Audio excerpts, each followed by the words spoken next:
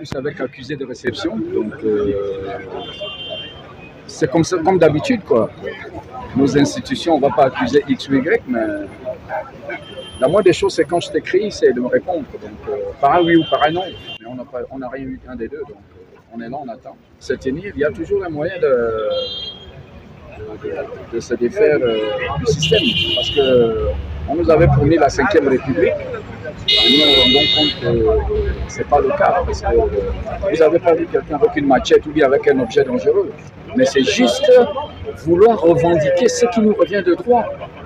Une seule personne ne peut pas faire souffrir le pays comme ça. Le football gabonais va mal, très très mal. Mais on autorise cette personne à continuer.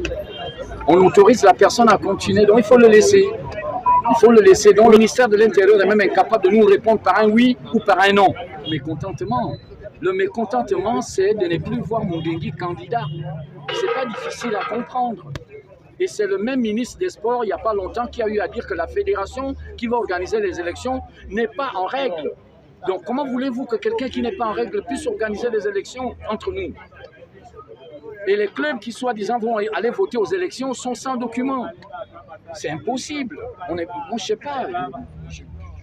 J'arrive pas encore à croire, mais on attend voir qu'est-ce que ça va donner aujourd'hui. C'est encore mieux.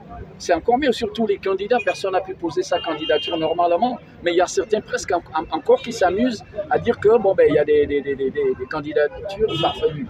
Mais non, les candidats ont bien déposé leur candidature. Sans oublier que Mungengui était en prison pour pédophilie des joueurs, hein, avec Capello.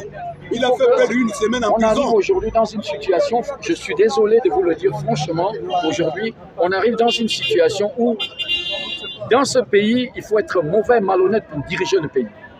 Monsieur Mungengui ne peut plus être candidat de cette institution. C'est impossible. Impossible. Là, vraiment, le pays marche vraiment sur la tête. Pas sur les pieds, mais sur la tête. Mungengui ne peut pas être candidat. Je suis désolé. Vraiment, laisser Mungengui se représenter comme candidat, c'est vraiment un crime. Un crime contre la jeunesse gabonaise. C'est un crime. Des gens, des personnalités ont fait une demande en bon uniforme. Le lundi 30, nous avons demandé à faire une marche pacifique pour justement décrier tout ce que nous sommes en train de voir. Et malheureusement, nous n'avons pas reçu de notification, de contre-notification. La loi étant claire, sans réponse, sans notification administrative d'interdiction, la marche vaut, du moins la demande vaut accord. Malheureusement, les agents nous expliquent qu'ils ont reçu des instructions. Justement, nous n'avons pas cette information.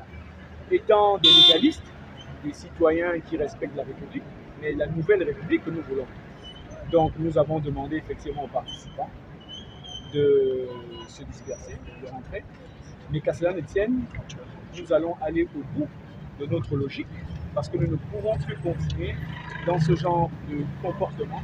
Nous avons une fédération qui est désuète. Il faut prendre l'exemple justement de ce qui s'est passé en Italie. C'est un exemple très jeune.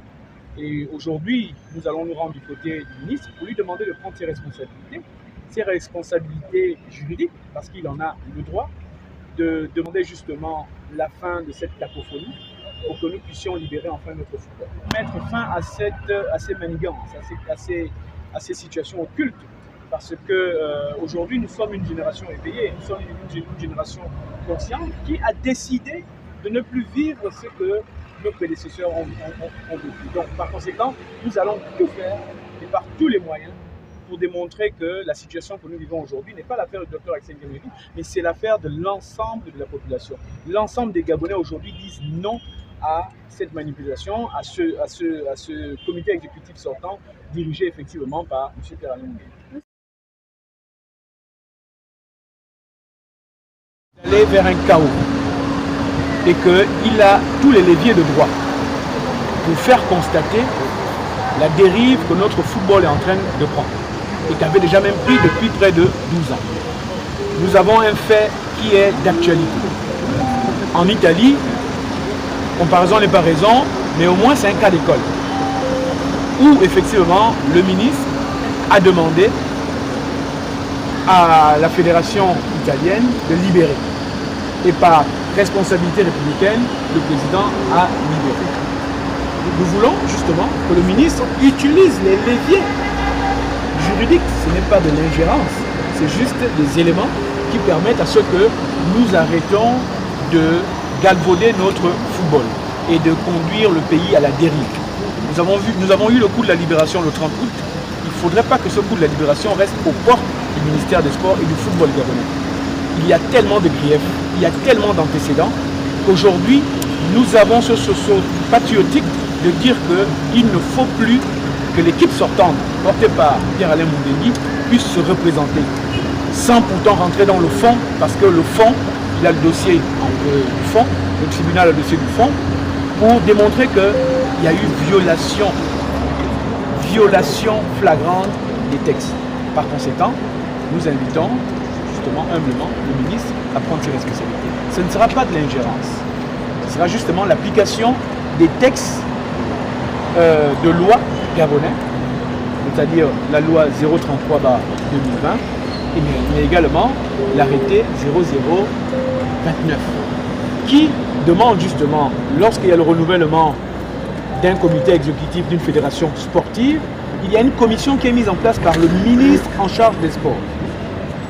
Et jusqu'à présent, cette commission n'est pas mise en place. Et c'est ce qui crée justement toute cette difficulté-là. Donc il y a un droit de regard, il faudrait qu'il puisse avoir ce droit de regard. C'est ce que nous avons voulu partager avec le ministre. Maintenant, nous espérons que vous allez être les porte-étendards de cette situation. Mais l'idée, c'est de lui dire cela. Parce que nous avons encore l'avantage de l'histoire, c'est que le ministre, c'est un ancien capitaine de l'équipe nationale. Quoi de plus symbolique que de parler avec un ancien capitaine de l'équipe nationale? Nous venons de subir une débâcle lors de la dernière CAN. Nous étions à 2 doigts de faire ce que nous demandons aujourd'hui.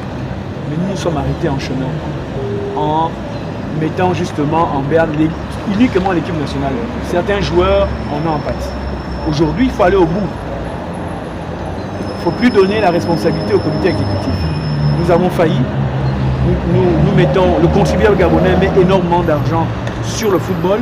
Il faudrait qu'aujourd'hui nous puissions effectivement gérer ce football avec parcimonie. Donc c'est pourquoi nous avons voulu être là pour justement expliquer et présenter au ministre cette situation. Et merci pour m'avoir fait comprendre exactement ce que vous êtes venu dire à notre ministre des Sports. Je pense que c'est tout à fait légitime que vous, en tant que Gabonais et en tant que sportif et footballeur, les supporters de ce poids de notre équipe nationale, que vous ayez à cœur que les choses se passent dans les meilleures des conditions. Nous vous remercions effectivement que vous puissiez éventuellement demander à ce que les choses se fassent dans les règles de droit. Ce qui est tout à fait normal, jusqu'à preuve du contraire. Vous n'êtes pas sorti, vous n'êtes pas allé en dehors de ce qui devrait se faire. Moi, je ne suis qu'un simple porte-parole. J'ai compris aisément votre message que je vais relayer à Monsieur le ministre pour lui faire comprendre que, si je peux appeler ça le collectif, c'est une coalition. La coalition pour le salut du football gabonais a fait comprendre ceci et que, connaissant Monsieur le ministre, quelqu'un d'assez réceptif, je pense que tout ce que vous avez dit va être la bienvenue auprès de Monsieur le ministre. Moi, personnellement, je me dis que votre démarche n'est pas une démarche vaine et que Monsieur le ministre, c'est le ministre du sport du Gabon. C'est le ministre du sport de tous les Gabonais. Il n'a pas un parti pris. La fédération, c'est la fédération gabonaise. Le ministre, c'est le ministre des sports. Donc, il gère en même temps la fédération gabonaise de sport. À partir du moment où les plus hautes autorités de la République, en tête duquel le président de la République, Brice Clotaire Oligui Nguema, l'a nommé au poste de ministre des Sports, c'est pour gérer le sport au pluriel au Gabon. Donc, mes chers frères, j'ai compris. Je vais de ce pas retranscrire fidèlement à Monsieur le ministre ce que vous venez de dire. Il y a une chose qui est claire. Les paroles s'envolent, mais les écrits restent. Exact. Il y a 3 courriers qui ont été déposés au cabinet du ministre. 3 courriers qui ont été déposés au cabinet du ministre, où nous détaillons les faits et où nous invitons justement le ministre, Monsieur le ministre, à prendre ses responsabilités de droit.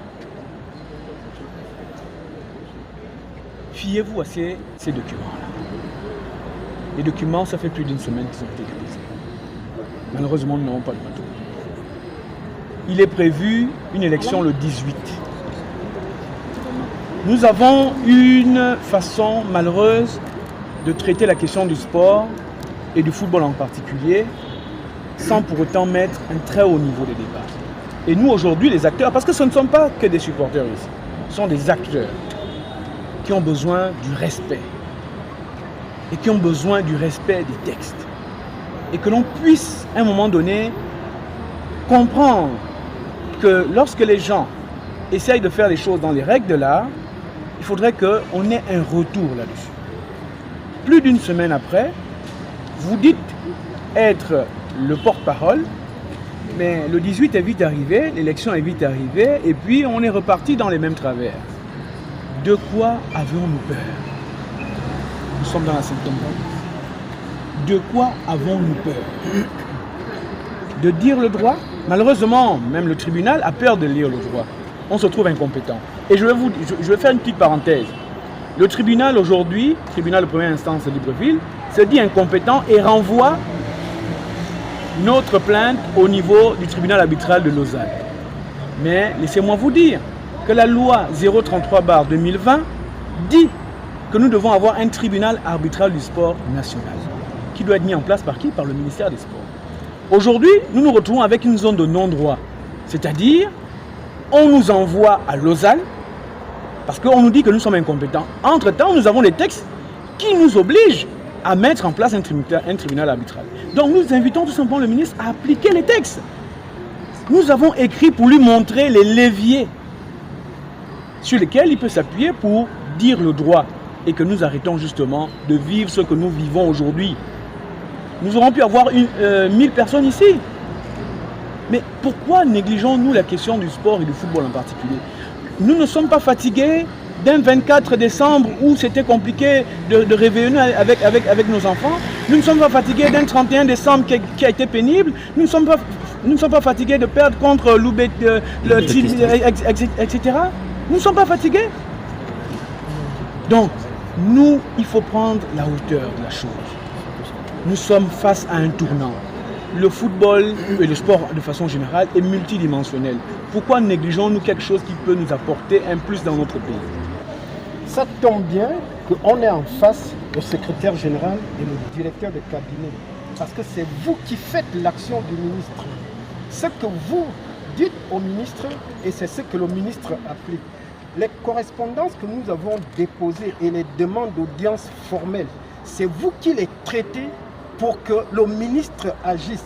Il suppose, si le ministre n'agit pas jusqu'à présent, c'est peut-être vous qui refusez à ce que le ministre nous reçoive. Il y a plus de 2 semaines pour certaines correspondances. 3, et une demande d'audience formelle. Donc, c'est à vous que revient cette responsabilité. Si on est arrivé ici aujourd'hui, nous ne sommes pas des voyous, nous ne sommes pas des fous. Il a déjà rappelé l'historique de ce qui nous amène ici. J'ai l'habitude de le dire. Toute république est normée. C'est avec des lois. On ne vote pas ces lois pour le plaisir ou pour faire vraiment allégeance à qui que ce soit. C'est pour le bien de notre pays. Et il faut comprendre une chose. La FIFA n'a aucun traité avec un État qui que ce soit. Non. La FIFA a des relations avec les fédérations. Autrement dit, les textes de la FIFA ne sont pas opposables aux lois nationales. Le message qu'on est venu apporter, c'est une banderole qui malheureusement n'est pas là. Le message dedans, c'est la grande marche pour le salut du football gabonais. Que dit le ministère de Sport? On n'est pas venu voir M. le ministre des Sports parce que c'est le ministère du football. Il faut que l'État, le ministère des Sports, est-ce que oui, vous, en tant qu'autorité, vous validez cette élection organisée ou vous l'êtes?